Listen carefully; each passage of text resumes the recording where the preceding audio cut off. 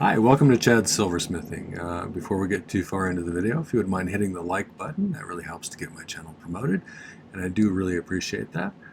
I also love it when people leave comments, so if you have a thought about the video or a suggestion for a different video, or perhaps you want to tell me how you do things, I do appreciate the comments as well, so thanks in advance. So when I first started doing this, I did pretty much the same things over and over, which was fine because I was kind of learning the basics of the skills that needed to do this. And one of the things that I didn't do back then was draw things out. And when I started the YouTube channel, actually before that, but I started doing it consistently when I started the YouTube channel, I found that that provides a bunch of different benefits that I didn't realize at the time. And not only just having a record of what you're doing, but also kind of formulating your ideas and getting them concrete in your mind before you start sometimes ends up with a better result. That's one of the things that I've found. Another thing is it helps me to get things more proportional if I draw them out, because what I think in my mind might look good doesn't always look good until I see it on paper, or I can see if there's some major flaw. And so I'm going to talk about some different tools that I use to draw things, since I'm not a professional visual artist. I've always been envious of people who are good at drawing, and I've never been one of them. I have been able to get a little bit better at it, and using some tools helps me to do a better job. So I'll show you those. And then we'll actually, one of the things that I struggled with was transferring a design onto a piece of metal that I wanted to cut out. So I'm going to do a little bit of that at the end too. Including how to size it down. Like if you have a picture that you're drawing from that's too big and you want to size it down, we can use proportions to kind of draw it back out in a smaller size. So before we do that though, I wanted to thank some groups of people. My patrons over on Patreon are my core group of supporters. I think they're marvelous and a highly talented group of people, and I do so appreciate their support as well as the nice community that they've built over there. So check that out if you're interested in that. My other group is my YouTube subscribers, and by the time this posts tomorrow, we should be at about 20,600 subscribers, which is amazing. Thank you for that. I really like the comments I get from people. I get so many comments of people saying that they've been in a slump and this has helped them to get some ideas, or they're a beginner and they want to find out some of the basic stuff, and that I've helped them in some way, and that really makes me feel good, so thank you for that. I do also appreciate the super thanks and the buy me a coffees. Materials have gotten rather expensive, and that really helps out a lot in helping me to continue doing this, so appreciate that. Alright, well, let's get started on this video. This is one of my design idea sketchbooks that you can get on my merch store. This particular one has a useful chart on the back. Some of them have some other charts, but this one is American wire gauge to inches to millimeters, and I find that pretty useful. I use that all the time, actually. The other feature that it has that I like, other than just being a place where I can keep a record of what I've made and what I'm making, it has, and it's kind of faint on camera here, but it's got little dot matrix in the background that's in a grid pattern. So it's like graph paper, but it doesn't have all of the distracting lines, and you can still have those kind of dimensional things to help you keep things symmetrical. So especially when you're doing things like that, that's kind of hard to do for me. So get yourself one of those on the merch store. And this features as one of the things I was going to talk about today anyway, and which is getting your ideas on paper so that you can come out with a better outcome. So some of these things I knew about for a long time and just didn't use, and some of them I've discovered along my journey through YouTube here, and I thank all of the people who've told me about them and or told me about places to find out about them. That's really nice of you, and I appreciate that. And I hope if you have other ideas that I forget to mention, or if I haven't mentioned here that you use, I'd love to hear about that. So leave a comment if you have some suggestions for other ways that are useful or that you found to be handy for you, because I always like hearing other people's ideas. So some things that I have found that help me with drawing out my ideas, because like I said, I'm not a terribly good sketcher. So the first thing, like I was talking about, is the grid on this helps me out a lot, because I have trouble keeping things proportional and in straight lines. Like when I do like block letters or something, I almost always end up with them starting out small and getting bigger and bigger. So having a line like that really helps with that. Same way with getting perfectly symmetrical shapes like squares and rectangles, and even triangles and other things that aren't 90-degree angles. It does help to have a dot matrix in the background, so that's one thing. This other one I discovered as I was making my YouTube channel over the past few years, and it's called polar graph paper. And for me, I find it really useful in getting, if I want something radiating at a particular number of degrees, like say you're doing a sun pendant or something like that, and you want to have, I don't know, let's imagine this is a little piece of silver I found on the table. So say you want to put 6 different rays coming out from your sun, and you know that we got 360 degrees all the way around. So 360 divided by 6 is 60, right? So we can go 15, 30, 45, 60. So right here and right here. Then we'll go 15, 30, 45, 60. So another one right there. 15, 30, 45, 60 right there. 15, 30, 45, 60. So right, oops, don't move. Sometimes I tape it down when I do something like this. 15, 30, 45, 60. So if I was doing this for real, I probably would spend a little more time and make sure that it stayed straight and everything, but I just kind of wanted to show you the basic idea. So I used to try and use a protractor, but this makes it super easy. So I think getting some polar graph paper is really nice. And I found this somewhere online, I don't remember. If I remember to in the comments, I'll put a link to some of this. So I don't have a sponsorship by them or anything, but I do find it useful once in a while. So I use that a lot, but I used to use protractors a lot too, and we'll talk about those in a few minutes. The other thing is I have found that templates that they make for different things are super useful. So I started out with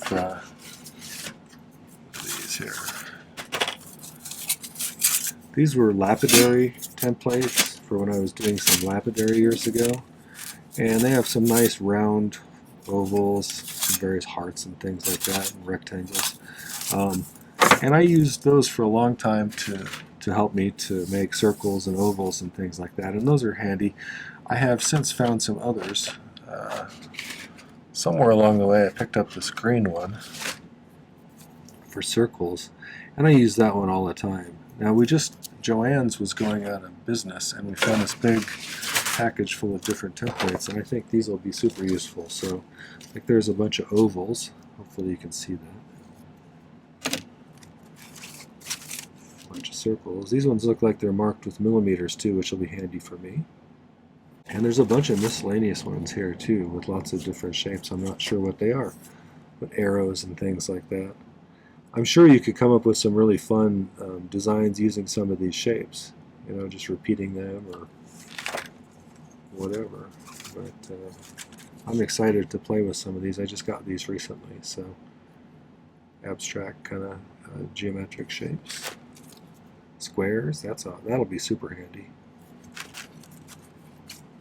This one's got hexagons, I guess. Let's see, hexagons are 6. Pentagon, these are 5-sided, 3-sided. So those will be useful. They also have circles on this one. This one has some interesting stuff. Some quarter circles, that might come in handy some point. Just kind of longer rectangles. This one has some lozenge kind of shapes. I just like saying the word lozenge. I'm not sure what I'll use all of those different shapes for, but I'm sure that at some point or another I'll find them handy. Okay, so I'll get yourself some templates. That'll save you time using a compass, And the next things I wanted to talk about were tools like that as well. So the first one I wanted to talk about is dividers. I used to call these calipers for some reason, but they're not really calipers, they're dividers, they're called. Other than drawing stuff, I use them all the time. Once I figure out how wide, if I need to scratch a straight line along a straight edge, once I figure out how wide I want it to be, you can just do that. This is off topic a little bit, but it's handy for scribing out lines parallel to something else. So I use that all the time. But what you can use them for is when you're transferring, and I'll do some of this when we get towards the end. If you want to have something that's proportional, it's easier. And say we're going to transfer this design. I can say, okay, so it's that wide. So I can use that when I transfer it over onto a piece of jewelry for a jeweler's saw or whatever. I can use that as a guide to how big to make it. So we can also use it to proportion things down, which I'll show you later on. But I find those pretty handy. Compass, compasses are useful for drawing circles, but like I said, I'm better at drawing a nice circle in one of those templates. But there are times when a compass comes in handy too. A regular protractor, or like I showed you this other one, electronic protractor, those are handy. Sometimes just finding a particular angle and having this to sketch along it. This particular one is, you turn it on when it's at like this, do that, and then you can, I got this for woodworking actually, but say you wanted a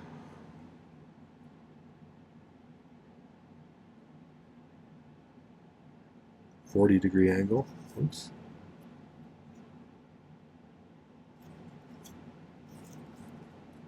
Get it there and tighten that down. Then you can draw a 40-degree angle. So that's kind of handy occasionally.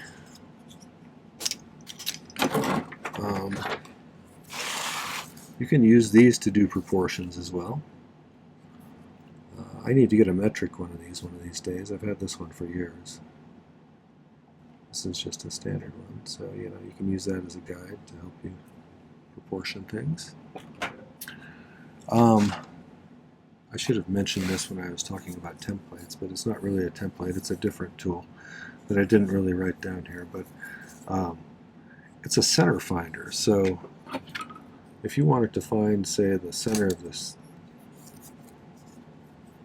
disc, let's see if I got a skinny one of those markers.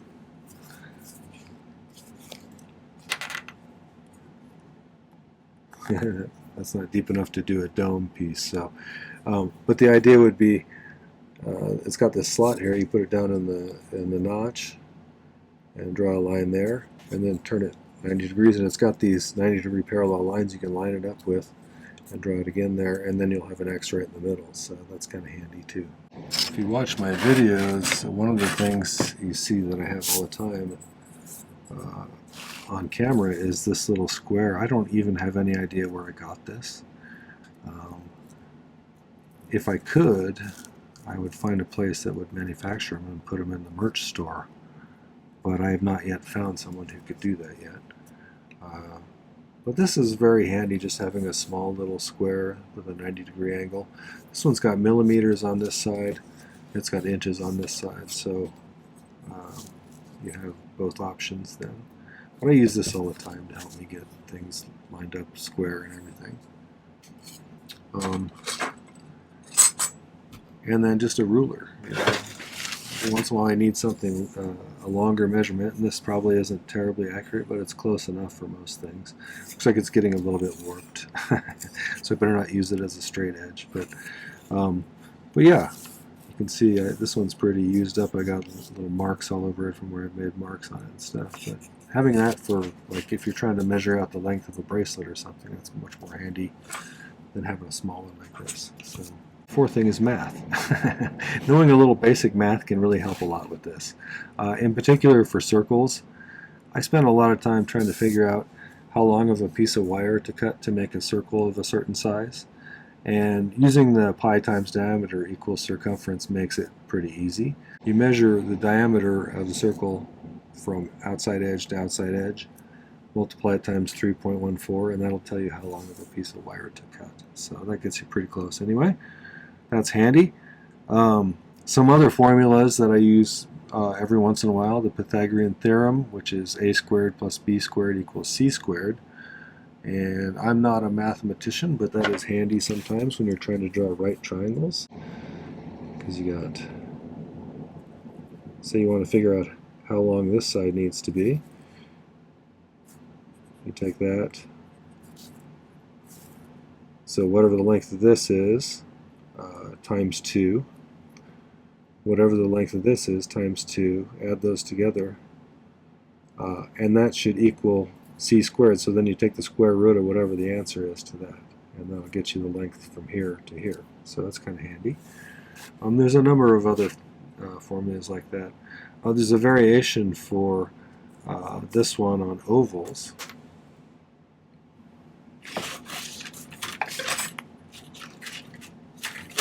This was one of those things that I think one of my patrons told me about this. If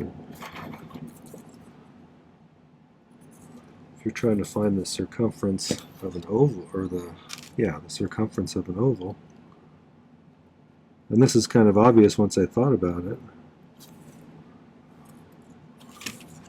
is if you take the, since it's not the same length in either diameter, you just take both diameters. So from here to here is like 1 to 25 millimeters.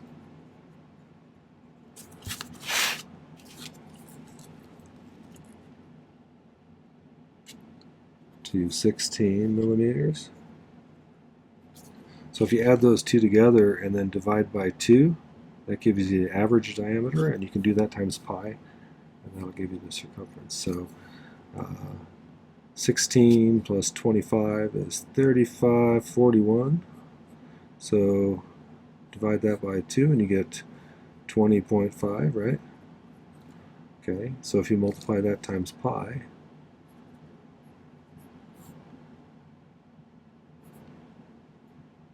zero, 7.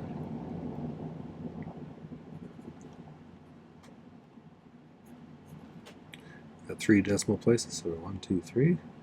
So we end up with 64.37 millimeters would be the length going all the way around that. So that's pretty handy once in a while. Okay, let's see if we can figure out how to downsize this guy a little bit. So first off, let's find out how big he is, side to side. The 52. 10, 20, 36 tall, so 36 tall. So, let's see how much space we have here. Actually, let's go with the widest dimension, because that's going to be the deciding factor, I think, if my math skills are right. So, that's 52. The widest we can do on this guy is, let's call it,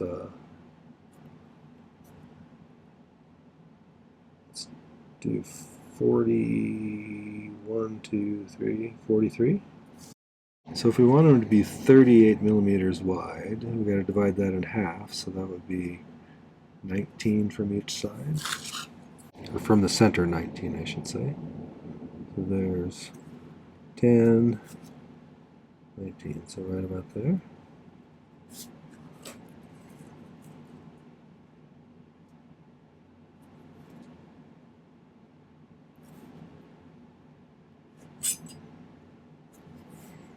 Okay, so we got a center point there.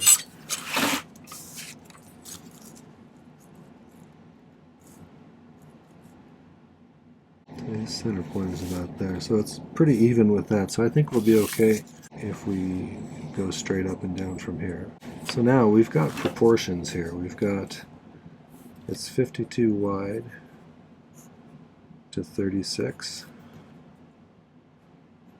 And if we want to do a proportion, we know we made it 38 this way, right, for the width. So let's put 38 up here and x down there. And then we get, if you cross multiply, you get 52x equals 36 times 38, which is, so 1368. So when you divide 1368 by 52 to get x, then we end up with 26.3 or so. So let's call it 26. That should be pretty close. That means we go up 13 points, or 13 millimeters each. If my math is right here, we'll see.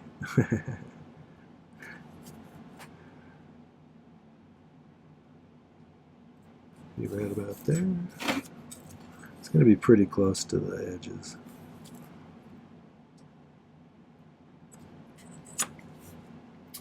Okay, so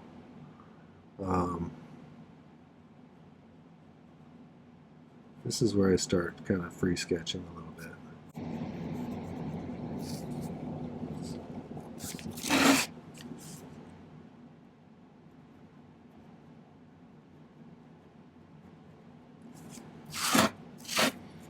You can always modify it if we need to a little bit.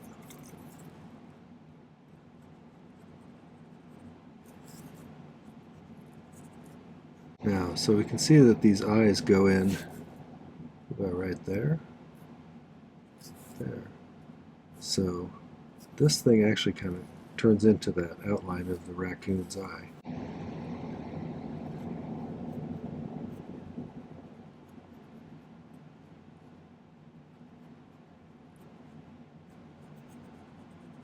Looks like an alien right now. Okay, so this has to come up. We can figure out that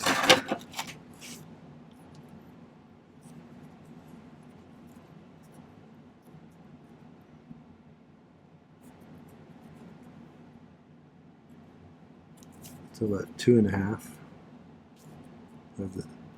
of this should get to there. So we can, the distance from here to here, if we figure that as 1, 2.5 of those get us down to the bottom. So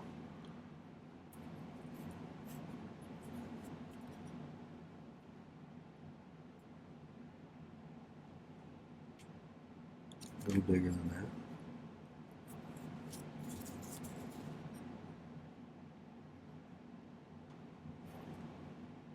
Still a little bigger.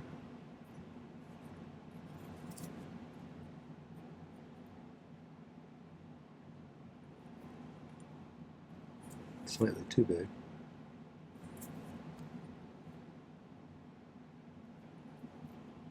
That's pretty close. So we can use that kind of as a guide to where we want to have this next thing come out of there. Put that right there.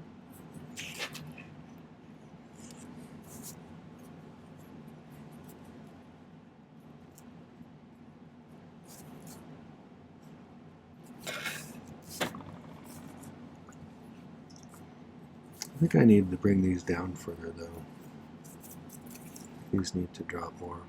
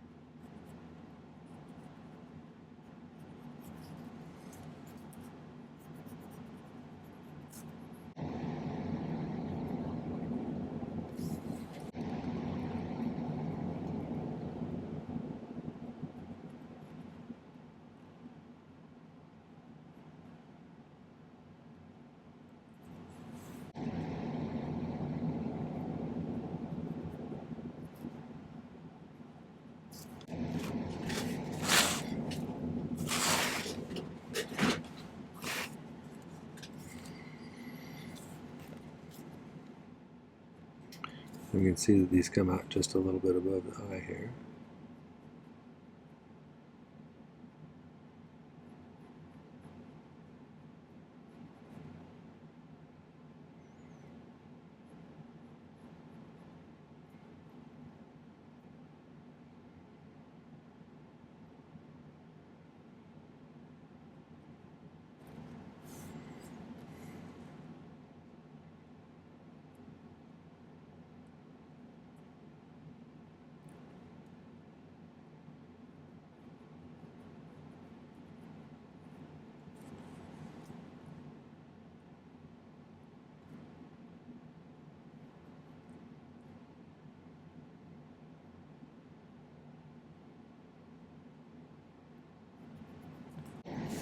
Now I'm going to look at their proportions and see where I need to change. I think this needs to go in here a little bit.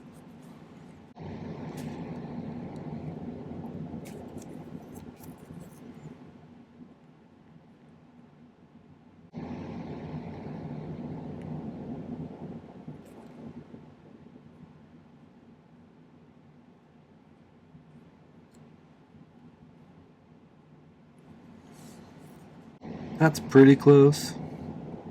So I'm reasonably pleased with that. I probably would do some fine tuning if I was going to, but it helped me to kind of downsize it a little bit. And then